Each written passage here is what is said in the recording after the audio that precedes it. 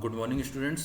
आज का जो हमारा टॉपिक है वो है cyclone and it's type. It means चक्रवात और उनके प्रकार। तो हम बात करेंगे चक्रवातों के बारे में या साइक्लोन्स के बारे में। तो सिंपली आप लोगों को इतना समझें कि cyclone is a type of wind system. Cyclone एक प्रकार की विंड सिस्टम है, एक प्रकार की वायु की प्रणाली होता है। Clear. Cyclone is a kind of wind system. तो यहाँ पे अगर हम बात करें, साइक्लोन एक प्रकार के, चक्रवात एक प्रकार के हवा के ही क्या हैं, सिस्टम होते हैं। तो अगर हमें इन्हें समझना है तो सबसे पहले जो हमें समझना होगा वो समझना होगा किसे, विंड्स या हवाओं के बारे में। क्लियर। देखिए यहाँ पे आप लोगों को एक पिक दिख रही है। ये जो इमेज है ये एक्चुअल में साइक्लोन की ही इमेज है, चक्रवात की ही क्या है, ये एक पिक है। साइक्लोन देखिए, ज़्यादातर जो साइक्लोन होती है या हमेशा साइक्लोन जो बनते हैं वो समुद्र के ऊपर ही बनते हैं। तो इस तरह से आप लोग देख रहे हैं, ये जो है ये एक चक्रवात है इस तरह से। क्लियर। सर्कुलर फॉर्म में साइक्लोन जनरेट होते हैं समुद्र के ऊपर वाले एटमॉस्फेयर में। देखिएगा यहाँ पे, तो मैंने कहा साइक्लोन एक प्रकार के विंड पैटर्न्स को हम बोलते हैं, हवा के एक प्रकार के सिस्टम को ही क्या कहा जाता है, साइक्लोन कहा जाता है। चलिए तो स्टार्ट करते हैं सबसे पहले विंड से, क्योंकि हमें हल्का सा जानना होगा इसमें विंड्स क्या होती हैं, हवाएं क्या होती हैं। देखिए cyclone is a wind system, hence first we have to discuss about winds. तो फर्स्टली हमें विंड को डिस्कस करना होगा, हवाओं के बारे में हल्की सी जानकारी लेना होगी। क्लियर। तो हवाओं के बारे में मैंने आप लोगों को पुराने वीडियो में भी बताया है, पुराने लेक्चर में भी मैंने आप लोगों को विंड्स के बारे में बताया था। एक बार और देख लेते हैं। देखिए सिंपल सी बात है, विंड्स की जब हम बात करेंगे ना तो आज आप लोग इतना ही समझें कि विंड्स मीन्स क्या होता है, when the gaseous particles blow from one region to another region. Clear. When the gaseous particles या gaseous particles blow from one region to another region. Clear. जब गैस के पार्टिकल्स, जब गैस के कण एक क्षेत्र से दूसरे क्षेत्र की ओर ट्रेवल करते हैं या एक क्षेत्र से दूसरी क्षेत्र की ओर जब वो मूव करते हैं तो उस मूवमेंट को ही हम क्या बोलते हैं, विंड्स या फिर हवाएं। क्लियर हो गई बात। एक बार और मैं बता देता हूँ, when the gaseous particles moves from one region to another region. अब यहाँ पे जो वन रीजन और जो अनदर रीजन है ना, इसका मतलब जो होगा, या one region to second region, इसका जो मतलब होगा वो ये होगा, जैसे मान लो कि ये एक रीजन है और एक रीजन ये है, तो गैसियस पार्टिकल्स इधर से इधर आ रहे हैं। क्लियर। तो गैस के पार्टिकल्स जो इधर से इधर आ रहे हैं उसका रीजन ये है कि यहाँ पर होता है हाई प्रेशर और यहाँ पर होता है लो प्रेशर। क्लियर। तो हाई और लो प्रेशर के कारण गैसियस पार्टिकल्स का एक जगह से दूसरी जगह पर जाना ही क्या कहलाता है, विंड्स कहलाता है। चलिए, हालांकि आप लोग पढ़ चुके हैं तो ज़्यादा डिस्कस अब हम इस पर करेंगे नहीं। ठीक है। नेक्स्ट जो पॉइंट है यहाँ पे एक बार और डबल से हम देख लेते हैं। हाई प्रेशर से लो प्रेशर की ओर भी विंड्स हमेशा ट्रेवल करती है। ये बात, ये कंसेप्ट आप लोगों को क्लियर होगा, that winds flow always from high pressure to low pressure. और इसके पीछे जो रीजन होता है वो होता है pressure gradient. It means difference of pressure between two areas. तो यहाँ पे ये एक एरिया और एक ये एरिया, इन दोनों के बीच में जो डिफरेंस है प्रेशर का, वही कारण होता है गैस के या हवा के फ्लो होने का, हवा के ब्लो करने का। और जितना ये ग्रेडियंट ज़्यादा होगा उतनी ही स्पीड ज़्यादा होती है। देखिए अब यहाँ पे एक फोर्स और लगता है जिसके बारे में मैंने आप लोगों को क्लियर किया था, this force is known as Coriolis force. तो एक फोर्स और होता है जो इन गैसियस पार्टिकल्स को अफेक्ट करता है और उसकी डायरेक्शन इस साइड में होती है। That force is known as Coriolis force, and due to this Coriolis force, the direction of winds, that is known as the original direction of wind. ये ओरिजिनल डायरेक्शन है। तो जो ओरिजिनल डायरेक्शन होती है वो डिफ्लेक्ट हो जाती है इस डायरेक्शन में। क्लियर। अब जो एक्चुअल डायरेक्शन होगी ना वो ये होगी विंड की। तो ड्यू टू कोरियोलिस इफेक्ट या Coriolis force the winds deflect. Clear. ठीक है, आगे चलते हैं। अब यहाँ पे अगर हम बात करें टाइप्स ऑफ विंड्स की, टाइप्स ऑफ विंड्स, तो देखिए आप लोगों को अलग अलग बुक्स में यहाँ पे थोड़ा सा चेंज आपको मिल सकता है, बट ब्रॉडली अगर बात की जाए तो there are 3 types of winds. कितने प्रकार की हवाएं हो सकती हैं, हवाएं 3 प्रकार की हो सकती है, इस बात को ध्यान से समझ लें। There are 3 types of winds. Clear. अब सबसे फर्स्ट नंबर पे आ जाती है परमानेंट विंड्स। इट मीन्स स्थायी पवन, इन्हें हम प्लेनेटरी विंड्स या ग्रही पवन भी कहते हैं। तो परमानेंट विंड्स या स्थायी पवन है। दूसरी होती है पेरियोडिकल विंड्स, इट मीन्स की सामयिक पवन। एंड थर्ड नंबर पे आ जाती है लोकल विंड्स, इट मीन्स स्थानीय पवन। तो इन तीनों विंड्स को हम हल्का हल्का सा देख लेते हैं। देखिए सबसे पहले नंबर पे है परमानेंट विंड्स। परमानेंट या प्लेनेटरी, इट मीन्स ग्रही पवने। देखिए परमानेंट इट मीन्स कि जो हमारे प्लेनेट पर, हमारे ग्रह पर हमेशा रहने वाली जो पवनें हैं, जो हमेशा एटमॉस्फेयर में रहती हैं, that winds is known as permanent winds. Clear. और ये जो परमानेंट विंड्स होती हैं 3 टाइप की होती हैं। ये मैं आप लोगों को पढ़ा चुका हूँ पुराने वाले वीडियो में, तो मैं फटाफट आपको बता देता हूँ। पहले नंबर पर आती है ट्रॉपिकल ईस्टर्लीज, इन्हें हम ट्रेड विंड्स भी कहते हैं। इन्हें साथ ही क्या कहा जाता है, ट्रेड विंड्स। सेकंड नंबर पे आती है वेस्टर्लीज विंड्स यानी पछुआ पवनें। थर्ड नंबर पे आती है पोलर ईस्टर्लीज, इट मीन्स ध्रुवीय पूर्वी पवनें। Clear. Tropical winds it means उष्ण कटिबंधीय पूर्वी पवनें, यहाँ पे पछुआ या पश्चिमी पवनें, और यहाँ पे आती हैं ध्रुवीय पूर्वी पवनें। एक बार हम इसे अर्थ पर समझ लेते हैं in the form of latitudes. Latitudes के फॉर्म में हम समझ लेते हैं। देखिए सबसे पहले आपको यहाँ पे पॉइंट करना होगा, ये जो होती है ना, देखिए विंड्स हमेशा डिपेंड करती है प्रेशर पर, क्लियर, क्योंकि आप लोगों को पता है विंड्स फ्लो होती है हाई प्रेशर से लो प्रेशर के बीच में। तो यहाँ पे हमें पता होना चाहिए ये जो 0 डिग्री वाला रीजन है ये 23.5 नॉर्दर्न लेटीट्यूड, ये 23.5 सदर्न लेटीट्यूड, यहाँ पे 66.5 आर्कटिक सर्किल, एंड यहाँ पे होता है 90 डिग्री नॉर्थ पोल। ये आप लोगों को पता होगा अच्छे से, क्योंकि हमने लास्ट क्लास में डिस्कस किया था ये 90 डिग्री। अब ये जो है, ये वाला जो 0 से 5 डिग्री वाला जो रीजन होता है बीच में, ये होता है इक्वेटोरियल लो प्रेशर बेल्ट। तो ये तो LP हो गया, लो प्रेशर बेल्ट हो गया। फिर ट्रॉपिक्स के ऊपर होता है हाई प्रेशर बेल्ट, तो यहाँ पे हो जाएगा HP, it means high pressure belt. यहाँ पर भी HP, it means high pressure belt. और फिर ये अल्टरनेटिव होते हैं, अगर ये हाई प्रेशर है तो इसके ऊपर जो होगा वो कौन सा होगा, लो प्रेशर बेल्ट। तो यहाँ पे होता है यहाँ पे जो होता है ये होता है सब पोलर लो प्रेशर बेल्ट, साउथ में भी सब पोलर लो प्रेशर बेल्ट। तो ये हो गए सब पोलर लो प्रेशर बेल्ट। और फिर एक और यहाँ पे बन जाता है कौन सा, high pressure belt, polar high pressure belt, इसे इस बेल्ट को कहते हैं अपन। तो ये होता है पोलर हाई प्रेशर बेल्ट। अब यहाँ पे देखिएगा कि विंड्स फ्लो करती है हमेशा हाई प्रेशर से लो प्रेशर के बीच में। तो ये है हाई प्रेशर और ये है लो प्रेशर। तो यहाँ पे विंड्स इस तरह से फ्लो करेगी हाई प्रेशर से low pressure. Due to Coriolis effect the winds are deflect, and in northern hemisphere winds deflect toward right side, and in southern hemisphere winds reflect toward left side. तो यहाँ पे दाईं ओर मुड़ती है, यहाँ पे left बाईं ओर मुड़ती है। तो यहाँ पे क्या होता है कि इसका जो दायां होगा ना वो इस साइड से होगा। तो ये इस तरह से फ्लो करती है विंड्स। ये जो विंड्स होती हैं, ये जो हवाएं होती हैं, इन्हें हम पहले नंबर पे जो परमानेंट विंड्स मैंने आप लोगों को बताई है वो कहते हैं। मतलब कौन, ये विंड्स कहलाती हैं ट्रॉपिकल ईस्टर्लीज, क्योंकि ट्रॉपिकल रीजन में ये चलती हैं इसलिए हम इन्हें बोलते हैं ट्रॉपिकल ईस्टर्लीज। और साथ ही इन्हें ट्रेड विंड्स या व्यापारिक पवनें भी कहा जाता है। ठीक है, नेक्स्ट पॉइंट, यहाँ पे एक और हाई प्रेशर और लो प्रेशर का सिस्टम बन रहा है। तो यहाँ पर एक और विंड्स पाई जाती हैं, और चूंकि ये नॉर्दर्न हेमिस्फीयर में है तो डिफ्लेक्ट हो जाएंगी कोरियोलिस इफेक्ट के कारण राइट साइड, और इसका राइट ये होगा। अब ये जो विंड्स होती हैं इन्हें हम बोलते हैं वेस्टर्लीज विंड्स या पछुआ पवनें। जो सेकंड नंबर पे मैंने परमानेंट विंड्स आप लोगों को बताई हैं वो है ये वाली। स्पीड में इसलिए बता रहा हूँ क्योंकि ये मैं करा चुका हूँ फटाफट, इसलिए मैं आप लोगों को बता रहा हूँ। देखिए अगेन है ना, ये विंड्स क्या कहलाती हैं, वेस्टर्लीज विंड्स। अब ये एक और जो विंड्स पैटर्न है वो बनेगा क्योंकि यहाँ पे हाई प्रेशर है और यहाँ पे लो प्रेशर है। तो अगेन ये हाई से लो के बीच में एक और सिस्टम बनता है विंड का, और यहाँ पे पता है नॉर्दर्न हेमिस्फीयर में ये फ्लो होंगी right side due to Coriolis effect. तो यहाँ पे इनका जो फ्लो होता है इस तरह से होता है। और यहाँ पर बात की जाए तो यहाँ पर भी इनका फ्लो इस तरह से होगा।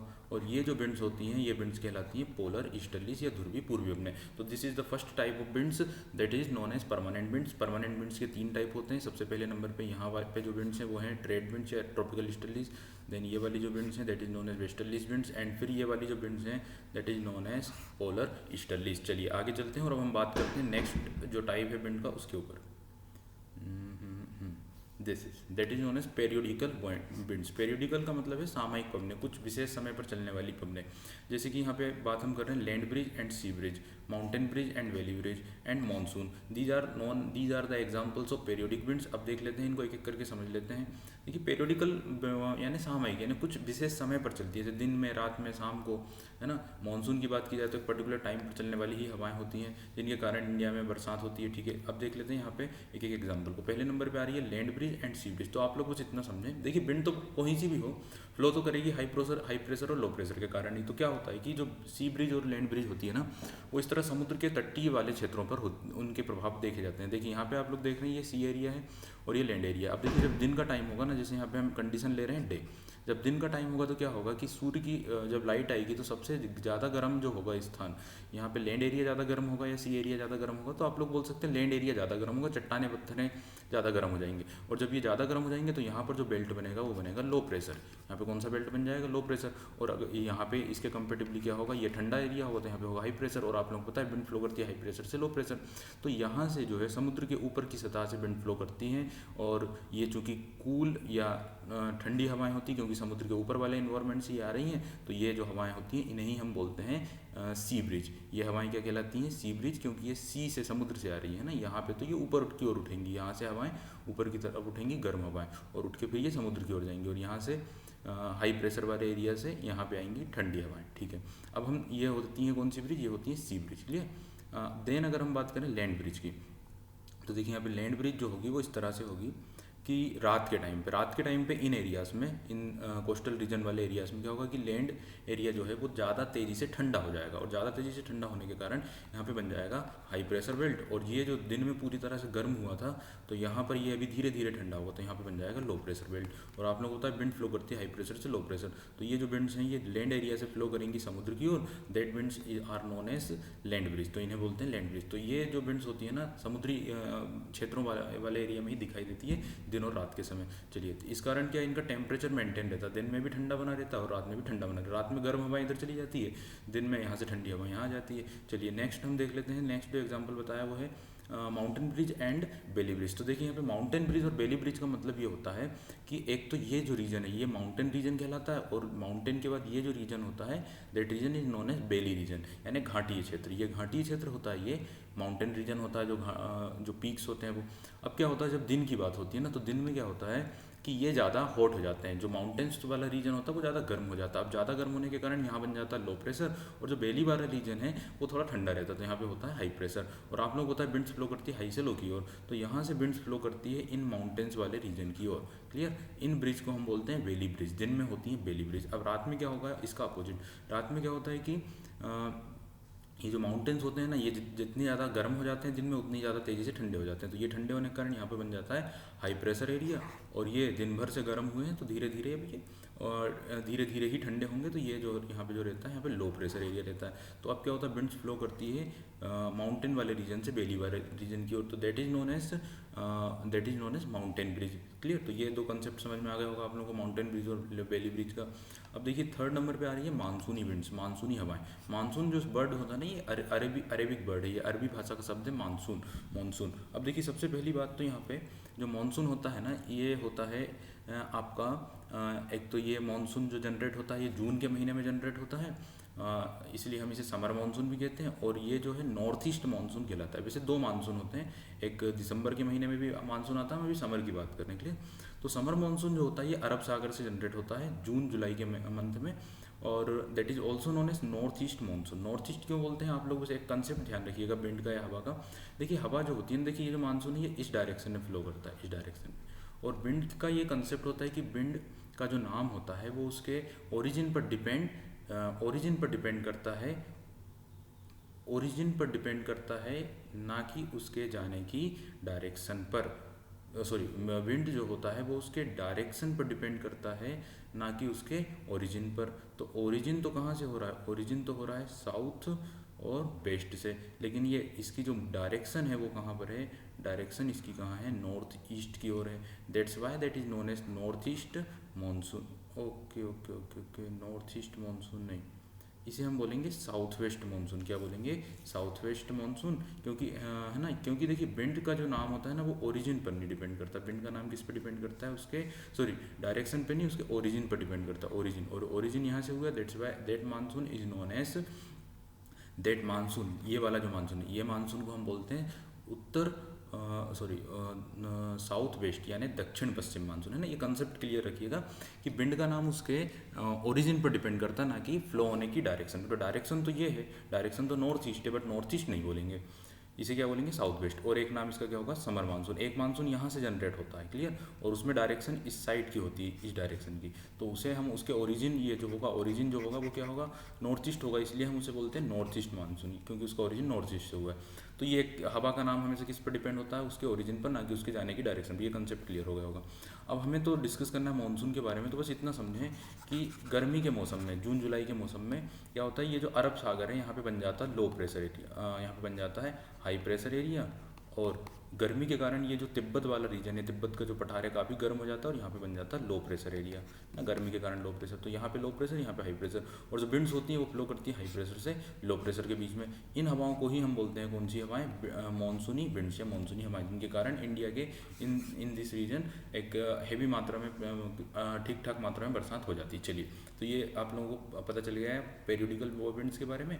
अब यहाँ पे आ रही है लोकल विंड्स, है ना, क्योंकि हमारा टॉपिक नहीं, इसलिए फटाफट बता रहा हूँ। लोकल विंड्स की बात की जाए तो ये होती हैं स्थानीय पवनें। स्थानीय पवनें जो कुछ पर्टिकुलर एरिया में ही चलती हैं, कुछ पर्टिकुलर एरिया में के इन्वायरमेंट को ही इफेक्ट करती हैं, और रीजन वही होगा, हाई प्रेशर लो प्रेशर के कारण चलने वाली हवाएं होती हैं, और उस पर्टिकुलर रीजन के टेम्परेचर में डिफरेंस क्रिएट कर देती है, गर्मी या ठंड उनके कारण हो जाती है। तो ये मैं आप लोगों को बता देता हूँ फटाफट। कुछ एरिया में ही चलती है कुछ टाइम पीरियड के लिए।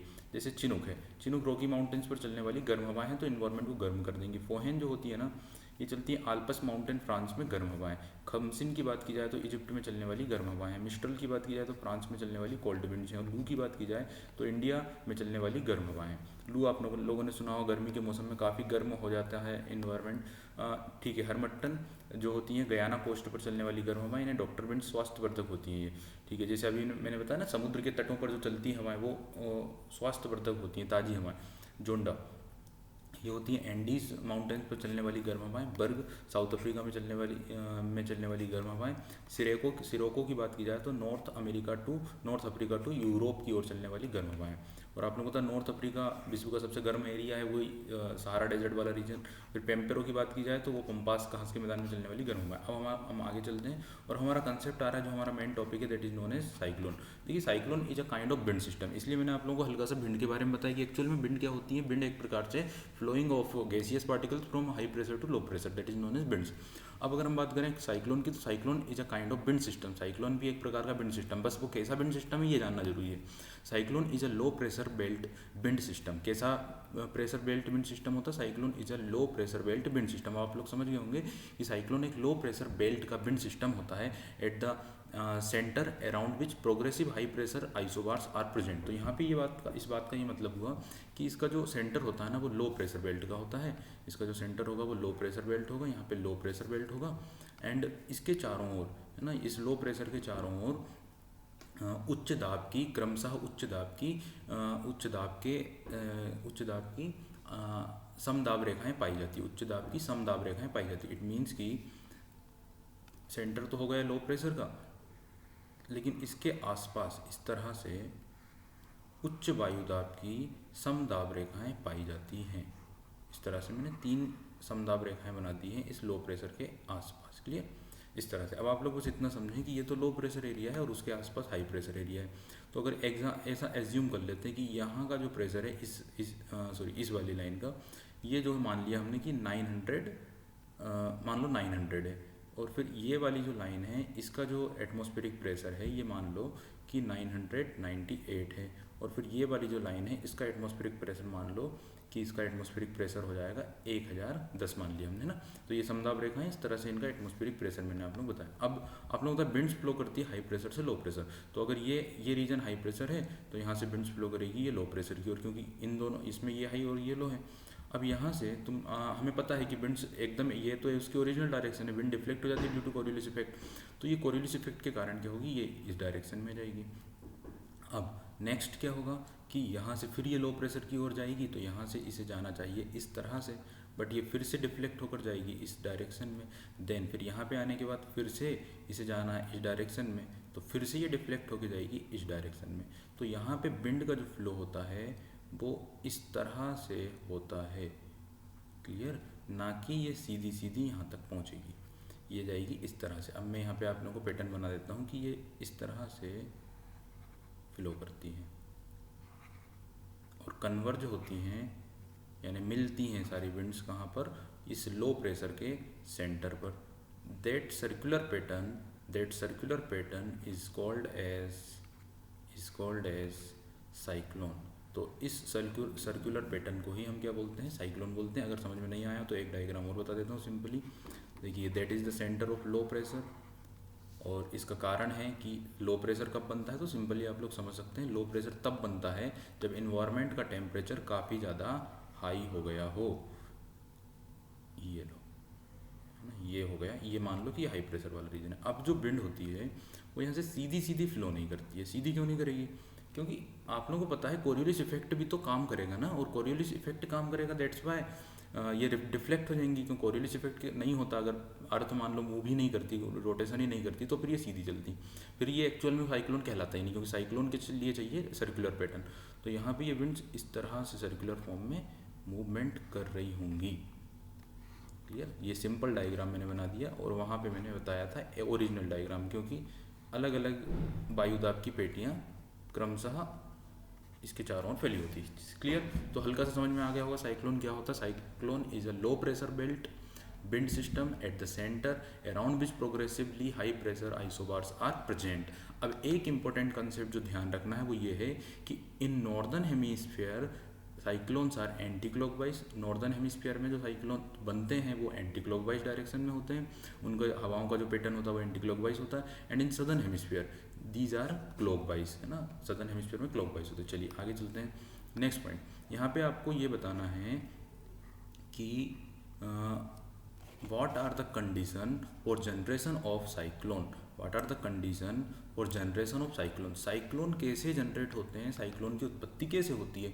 तो सिंपल पहले तो कंसेप्ट ये पता होना चाहिए कि व्हाट आर द साइक्लोन। तो अब आप लोग सभी जानते हैं कि साइक्लोन क्या होते हैं, विंड सिस्टम होते हैं जिसके लिए सेंटर में होना चाहिए लो प्रेशर। अब लो प्रेशर बनाना है, लो प्रेशर जैसे बन जाएगा साइक्लोन बन जाएगा। तो यहाँ पे सबसे पहला तरीका होता है कि आप टेम्परेचर बढ़ा देंगे कहीं का तो प्रेशर लो ऑब्वियसली हो जाएगा। तो जब टेम्परेचर किसी स्थान का बढ़ जाता है तो प्रेशर लो बन जाता है। तो इस तरीके को हम बोलते हैं थर्मल लो। थर्मल यानी टेम्परेचर बढ़ने के कारण लो प्रेशर जनरेट हो जाना। और दूसरा ये होता है कि अगर किसी स्थान की जो विंड्स हैं, जो हवाएं हैं, वो एस्केंड करने लग जाएं, वो उड़ने लग जाएं, अगर हवा ही उड़कर ऊपर चली जाएगी तो भी तो आपका लो प्रेशर जनरेट हो जाएगा ना। That is known as dynamic low. तो एक तो डायनामिक लो के जरिए, डायनामिक लो के जरिए, और एक thermal low. It means temperature ज़्यादा हो जाने से भी लो हो जाता है और हवाएं ऊपर उड़ जाती हैं तो भी लो हो जाता है, और जो हवाएं ऊपर चली जाती हैं that is known as dynamic low pressure. ठीक है, तो हल्का सा समझ में आया होगा आप लोगों को, ज़्यादा नहीं, बस हल्का सा कि लो प्रेशर या साइक्लोन कैसे जनरेट होते हैं। ठीक है, नेक्स्ट कंडीशन पे आते हैं। यहाँ पे आपको बताना है types of the cyclone. Simply आप लोग समझ लें साइक्लोन दो टाइप के होते हैं। क्लियर, ज़्यादा कुछ टेंशन लेने की ज़रूरत नहीं है। आप लोग सिंपली ये समझें कि साइक्लोन्स आर टू टाइप्स। कौन कौन से? पहले नंबर पे आता है ट्रॉपिकल साइक्लोन। कौन सा cyclone? Tropical cyclone. Second number पे आता है टेम्परेट साइक्लोन। अब ट्रॉपिकल का मतलब होता है उष्ण कटिबंधीय और टेम्परेट का मतलब होता है शीतोष्ण कटिबंधीय। तो अभी आप साइक्लोन जानते हैं ना, साइक्लोन सभी जानते हैं, बस आपको क्या समझना ट्रॉपिकल। और मैंने आप लोगों को पुराने लेक्चर में इन दोनों चीज़ों को अच्छे से एक्सप्लेन किया है कि what is the meaning of tropical, what is the meaning of temperate.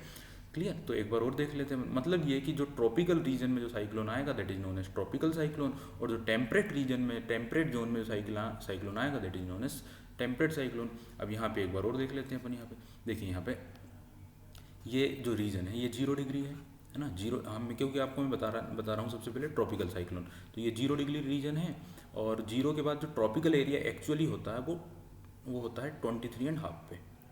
ये सीधी लाइन आप लोग समझें, 0 डिग्री से 23.5 तक का जो रीजन है एक्चुअल में that region is known as tropical region. इस क्षेत्र को ट्रॉपिकल रीजन बोलते हैं। लेकिन क्या होता है, साइक्लोन जो आते हैं ना, यहाँ साइक्लोन के लिए जो ट्रॉपिकल साइक्लोन जो होंगे वो एक्चुअल में 0 से 5 डिग्री से स्टार्ट होते हैं ना। ITCZ वाला जो एरिया होता है it means inter tropical convergence zone, या फिर जो इंटर ट्रॉपिकल लो प्रेशर बेल्ट है, ये इस रीजन में साइक्लोन कभी नहीं आएगा। इस रीजन में साइक्लोन कभी भी नहीं आता है। भले हमने ट्रॉपिकल बोला है और ये भी ट्रॉपिकल रीजन है, बट इस एरिया में नहीं आएगा। ये आना यहाँ से स्टार्ट करेगा और यहाँ से इस रीजन तक ही साइक्लोन आएगा। क्लियर, तो इसीलिए हम इस रीजन को बोल रहे हैं ट्रॉपिकल साइक्लोन। और ये ट्रॉपिकल साइक्लोन का जो एरिया है ना, अब मैं बता देता हूँ आप लोगों को। एरिया जो हो जाएगा, वो रीजन जो हो जाएगा वो हो जाएगा 5 डिग्री से लेकर आप चले जाएंगे लगभग 35 से 40 डिग्री तक। 35 से 40 डिग्री तक यहाँ पर 5 डिग्री से 35 से 40 डिग्री वाला जो रीजन होता है उस रीजन पर ही कौन से साइक्लोन आते हैं? ट्रॉपिकल साइक्लोन आते हैं। अब क्वेश्चन आपके माइंड में आ रहा होगा कि इन दैट रीजन, इस रीजन में साइक्लोन क्यों नहीं आते हैं? Why the cyclones are not occur in that region. और इसी क्षेत्र को हम बोलते हैं, ये सबसे लो प्रेशर रीजन होता है। देखिए आप लोग बस इतना समझें, that is known as equator. ये इक्वेटर है और इक्वेटर पर आपका जो कोरियोलिस फोर्स होता है वो होता है 0। कोरियोलिस फोर्स क्या होगा? 0 होगा। और साइक्लोन तभी बनेगा जब विंड्स डिफ्लेक्ट होंगी, और डिफ्लेक्ट होती हैं ड्यू टू कोरियोलिस इफेक्ट। अब कोरिलेस इफेक्ट ही अगर जीरो है तो विंड्स डिफ्लेक्ट होंगी क्या, सर्कुलर पैटर्न बन पाएगा क्या, नहीं बन पाएगा।